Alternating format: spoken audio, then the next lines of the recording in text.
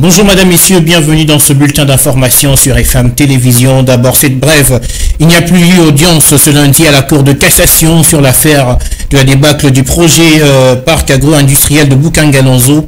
L'affaire est renvoyée au 14 juillet prochain suite au manque d'interprètes pour Christophe Glaubert, co-accusé de Matata Pognon. Entre-temps, il faut signaler que l'ancien Premier ministre s'est personnellement présenté ce lundi à la Cour de cassation.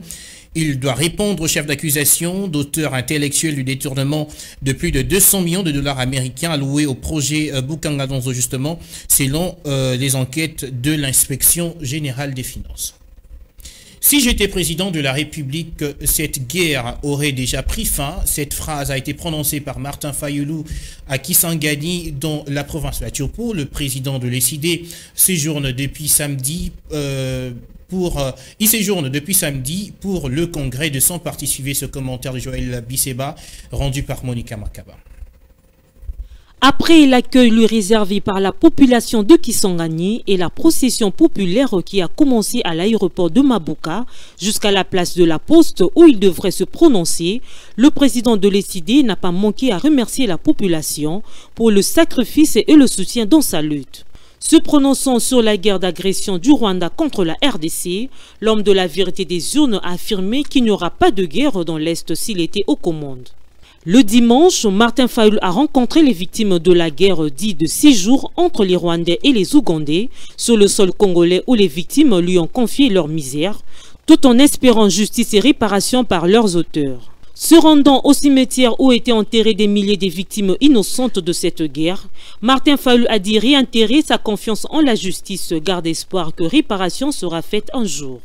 Notons que Martin Fayulu a fini son allocution tout en saluant les efforts de nos forces armées au front. Pour rappel, cette guerre de 6 jours est une succession d'affrontements meurtriers entre l'armée ougandaise et rwandaise à Kisangani du lundi 5 au 10 juin 2000. Ceci avait causé 100 morts et 3000 blessés, dont la majorité dans la population selon les sources officielles. Il va briser le silence ce 18 juillet. Jean-Marc Kabound sera face à la presse pour se prononcer sur le combat politique qu'il envisage mener jusqu'à la victoire finale, en croire ses services de communication. Qu'est-ce qu'il faut attendre de cette conférence de presse? Élément de réponse dans ce commentaire. Que va-t-il dire? C'est la question qui se pose, d'autant plus que Jean-Marc Kabound est resté silencieux depuis la série noire qu'il a connue depuis mi-janvier, où il a été vomi par sa famille politique, l'UDPS Tshisekedi, où il occupait le poste de président ad intérim, ce qui lui a aussi coûté son poste de premier vice-président de l'Assemblée nationale.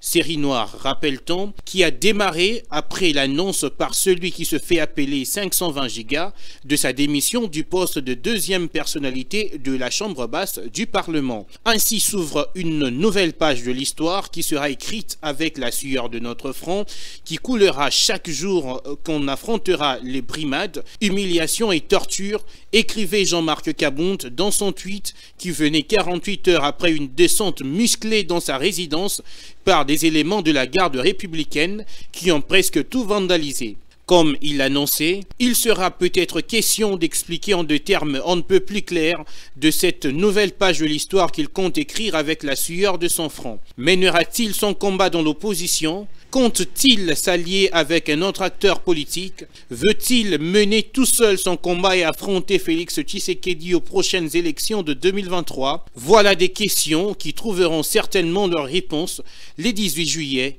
prochains. Et puis, ouverture officielle ce lundi de la 51e assemblée du Forum parlementaire de la SADC, dont les travaux iront du 12 au 14 juillet prochain et le 15 juillet pour les excursions. C'est le président de l'Assemblée nationale de la RDC, Christophe Mbosso, qui préside ce forum, qui regroupe tous les présidents des assemblées nationales de l'Afrique australe. Esther Siamoui. Pour ce lundi 11 juillet, il y a d'abord eu une cérémonie d'ouverture l'avant-midi qui se poursuivra dès la séance plénière l'après-midi.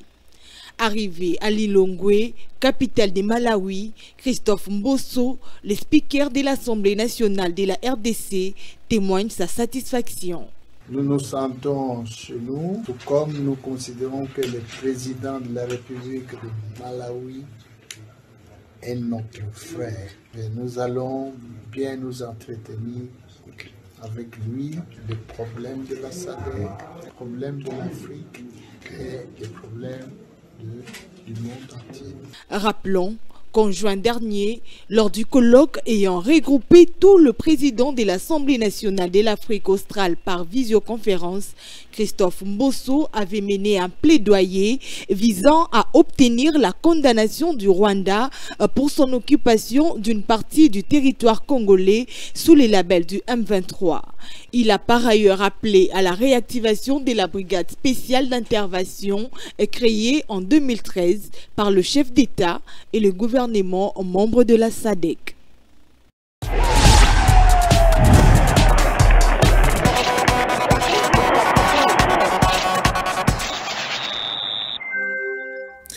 Vous l'avez compris, on parle sport à présent. Le sélectionneur des Léopards Aprimotis Ngoma a rendu public depuis le week-end dernier une liste de 63 joueurs présélectionnés pour une série de stages avant d'affronter, avant justement la double confrontation contre le Tchad pour le compte du second tour des éliminatoires du CHAN 2022. Lionel Ngolo. Plus les jours passent, on s'approche à petits pas vers le début des éliminatoires de la 7e édition du championnat d'Afrique des Nations, CHAN en sigle. Une raison de plus pour la sélection congolaise concernée à s'apprêter en vue d'une bonne préparation avant d'entamer ces épreuves. Le groupe appelé par Otis Ngoma, sélectionneur des Léopards Aprime, est composé de 63 joueurs. Ils ont été présélectionnés dans une première liste pour la première partie du stage qui démarre le 15 juillet à l'hôtel Vénus. Ensuite, le sélectionneur national va publier une liste de 28 joueurs qui seront retenus le 21 juillet après les tests médicaux. Les 28 joueurs retenus vont prendre part à un second stage du 22 au 31 juillet 2022 et un troisième du 15 au 20 août. L'équipe nationale Léopard Aprime affronte en double confrontation le Tchad pour le compte du second tour des éliminatoires du CHAN 2022 le 28 août et le 4 septembre prochain. Et les Léopards vont ensuite affronter les Qatar le samedi 10 septembre 2022 à Vienne en Autriche dans les cadres des matchs amicaux internationaux. Le rendez-vous est pris donc pour le premier rassemblement de le 15 juillet prochain avant d'entamer le stage qui viendra après en perspective de mieux préparer les éliminatoires du CHAN. Et puis en handball, monsieur, la RDC joue le Sénégal cet après-midi dans le cadre de la première journée de la 25e édition de la CAN.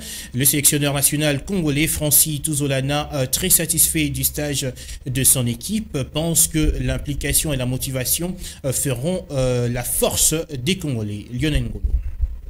Les Léopards Messieurs Handball de la RDC entament ce lundi la 25e édition de la Coupe d'Afrique des Nations Handball contre les Lions de la Teranga du Sénégal.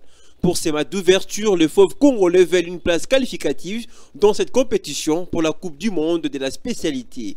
Pour cela, il va falloir donner le ton en ce début face aux Lions du Sénégal. Le sélectionneur national congolais Francis Tuzolana, très satisfait du stage de son équipe, pense que l'implication et la motivation feront la force des Congolais en cette campagne africaine. Je fais confiance à la détermination, à la motivation des joueurs qui sont vraiment assidus et qui ont vraiment beaucoup travaillé et sont mis dur à la tâche de manière à être prêts pour lundi à 15 h face au Sénégal. Francis Tuzolana a par ailleurs salué l'implication du comité fédéral. Des joueurs de faire un beau tournoi, de faire de belles prestations, d'être appliqués, d'être investis sur tout ça, donner le meilleur de soi-même sur les matchs et sur tous les temps qu'ils vont pouvoir avoir sur le terrain pour pouvoir gagner les matchs. Et de manière générale, l'objectif il est fixé, il est clair, c'est de décrocher un ticket pour le championnat du monde. Cette 25e édition du championnat d'Afrique de handball messieurs vont finalement se tenir en Égypte du 11 au 18 juillet. Pour rappel, la RDC partage la poule D en compagnie du Sénégal, l'Angola et la Zambie. Madame, messieurs, c'est l'heure de la revue de presse.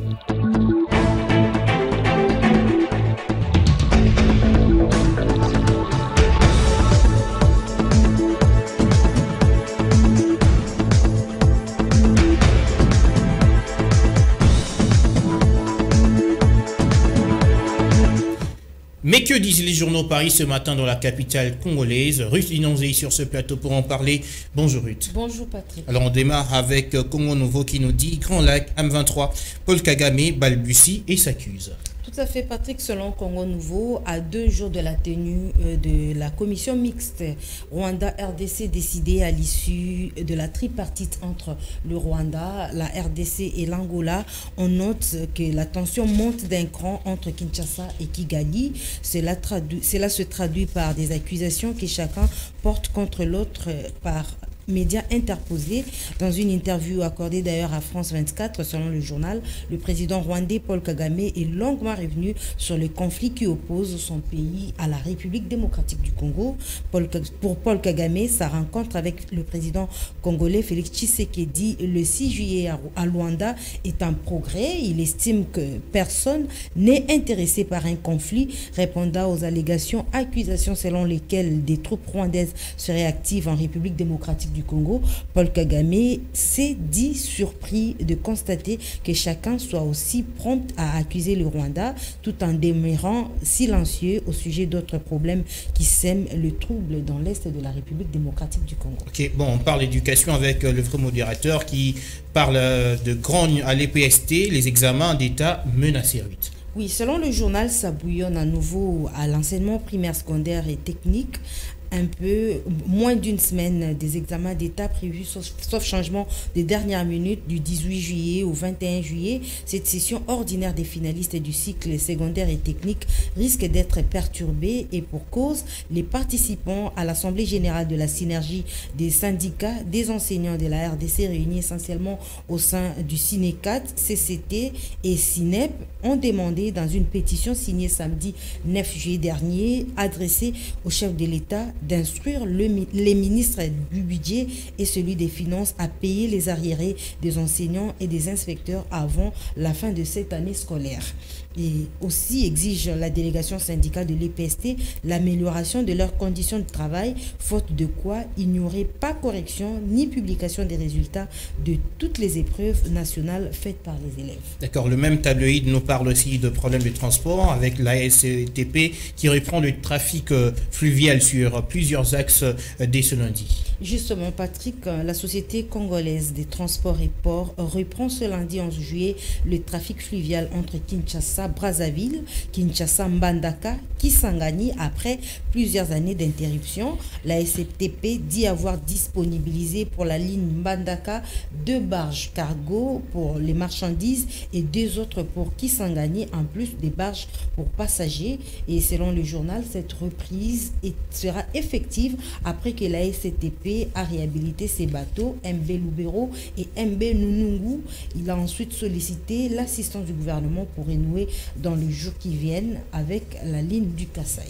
Justement, alors, on termine avec le libre débat qui parle de l'exploitation forestière. Le président de la République insiste surtout sur l'amélioration de la traçabilité du bois.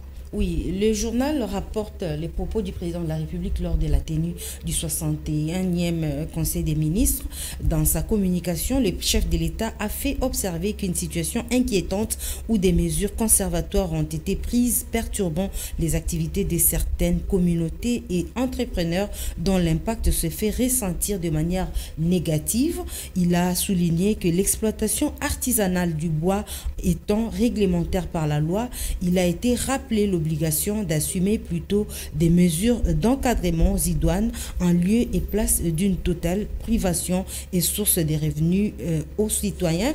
Félix Tshisekedi a ainsi insisté sur la nécessité d'accélérer l'amélioration de la traçabilité du bois ainsi que la mise en place des partenaires pour assurer une transformation locale totale du bois au profit des populations. Merci beaucoup Ruth Nandrili pour cette lecture de journal. Merci Patrick.